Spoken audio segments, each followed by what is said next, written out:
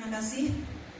Yang pertama adalah bab pertama pendahuluan, kemudian latar belakang, yaitu orientasi P3 dilakukan oleh instansi pemerintah yang pelaksanaannya berdasarkan pada kurikulum dan menggunakan sistem informasi yang ditetapkan oleh lembaga administrasi negara, di mana orientasi P3K ini tidak termasuk bentuk pelaksanaan pengembangan kompetensi.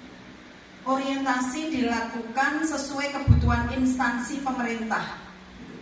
Kemudian yang B, maksud dan tujuan. Maksudnya itu yang pertama, pengenalan tugas dan fungsi ASN. Yang kedua, pengenalan nilai dan etika pada instansi pemerintah. Nilai dan etika instansi pemerintah. Yang kedua, peserta mampu mengimplementasikan hasil orientasi. Kemudian C, waktu dan tempat. Waktu itu orientasi dari tanggal 16 November sampai 25 November 2022. Tempat itu di SMP Negeri 4 Ambarawa. Yang bab 2 mengenai nilai dan etika pemerintah Kabupaten Semarang. Visi dan misi yaitu berdasarkan peraturan daerah nomor 6 tahun 2021 tentang rencana jangka pembangunan jangka menengah daerah Kabupaten Semarang tahun 2021 sampai 2026. Visinya yaitu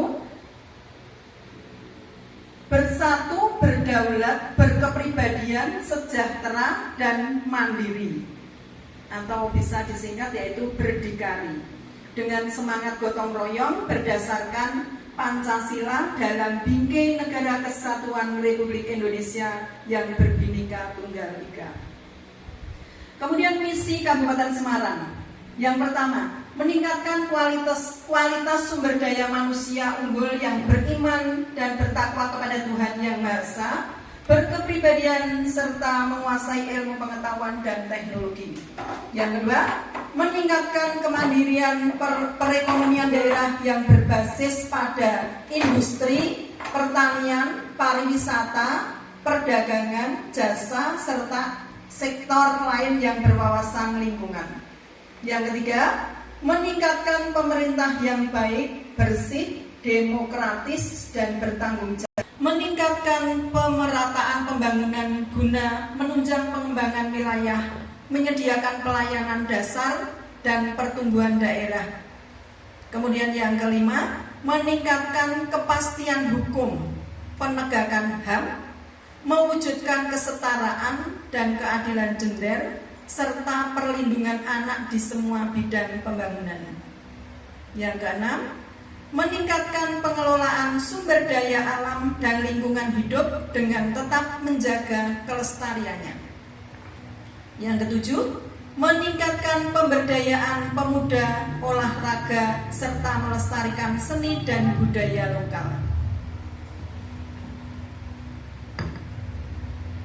Kemudian yang B, struktur organisasi tata kerja atau disingkat SOTK, yaitu sekretaris daerah, bupati, kemudian ada wakil bupati, kemudian sekretaris daerahnya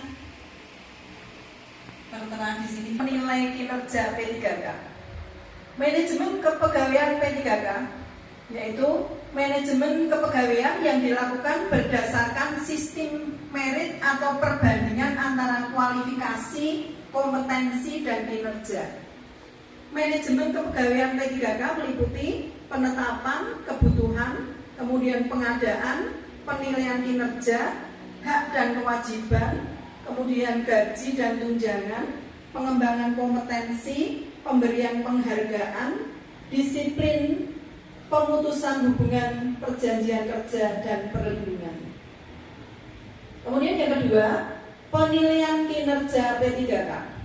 Penilaian kinerja P3K dilakukan dengan tujuan menjamin objektivitas prestasi kerja yang sudah disepakati berdasarkan perjanjian kerja antara P3 berdasarkan perjanjian kerja di tingkat individu dan tingkat unit organisasi dengan memperhatikan hasil, manfaat yang dicapai, dan perilaku pegawai. Kemudian penilaian kinerja P3K dilakukan secara objektif, struktur, akuntabel, partisipatif, dan transparan. Penilai kinerja P3K berada di bawah kewenangan instansi pemerintah masing-masing. Penilai kinerja P3K didelegasikan secara berjenjang kepada atasan langsung dari. Kemudian hasil penilaian kinerja P3K disampaikan kepada tim penilai kinerja P3K. Hasil penilai kinerja P3K dimanfaatkan untuk menjamin objektivitas, perpanjangan perjanjian kerja, pemberian tunjangan, dan pengembangan kompetensi. Kemudian yang pertama itu adalah visi misi dari SMP Negeri 4 Ambarawa. Pertama, mewujudkan pengembangan kurikulum. Kedua, mewujudkan pengembangan proses pembelajaran yang ideal, baik intrakurikuler, kokurikuler maupun ekstrakurikuler. Yang ketiga, mewujudkan kelas kebinekaan. Yang keempat, mewujudkan pembelajaran yang inovatif, kreatif, dan dinamis. Yang kelima, mewujudkan kompetensi pendidik dan tenaga kependidikan yang profesional. Yang keenam, mewujudkan pengembangan fasilitas pendidikan. Yang ketujuh, mewujudkan fasilitas sekolah yang relevan, mutakhir, dan berwawasan kebinekaan. Yang kedelapan, mewujudkan penggalian sumber dana dan pengelolaan keuangan. 9. Mewujudkan sistem penilaian yang berkelanjutan. 10. Mewujudkan nilai-nilai agama dan budaya untuk kehidupan berbangsa dan bernegara. Kemudian tujuan dan sasaran. Yang pertama, mengenalkan keanekaragaman budaya Nusantara. Yang kedua, terpenuhinya peningkatan akhlak mulia. Yang ketiga, terpenuhinya peningkatan ketertiban sekolah. Yang keempat, terpenuhinya peningkatan sikap disiplin dan santun.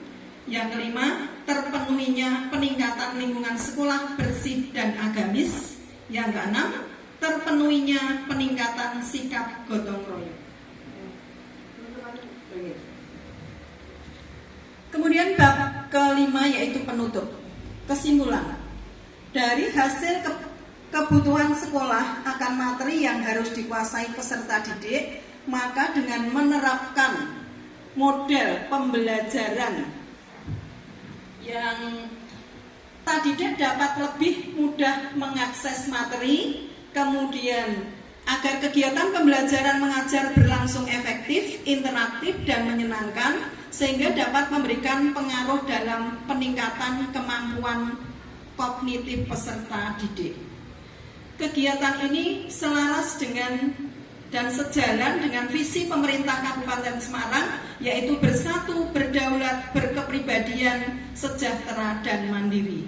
Dengan semangat gotong royong berdasarkan Pancasila dan Bhinneka Negara Kesatuan Republik Indonesia yang berkebinekaan Tunggal Ika.